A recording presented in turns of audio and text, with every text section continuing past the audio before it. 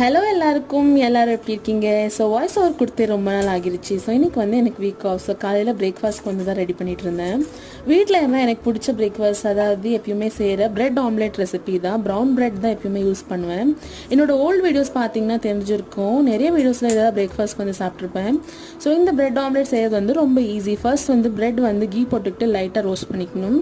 அதுக்கப்புறம் ஆம்லேட்க்கு வந்து வெங்காயம், உப்பு, கொஞ்சமாக மஞ்சள் தூள், மிளகாய் தூள், அதுக்கப்புறம் கொஞ்சமாக கரம் மசாலா சேர்த்துக்கிட்டு 2 முட்டை வந்து உடச்சி ஊற்றிக்கோங்க.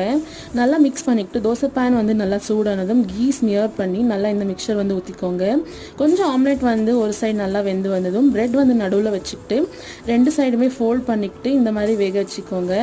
ஸோ நல்லா வேக வச்சுக்கிட்டிங்கன்னா ரெடி ஆகிடும். எனக்கு வந்து காஃபி கூட சாப்பிட்டதா ரொம்ப பிடிக்கும். நீங்கள் இந்த மாதிரி பிரேக்ஃபாஸ்ட் வந்து ட்ரை பண்ணியிருக்கீங்களா?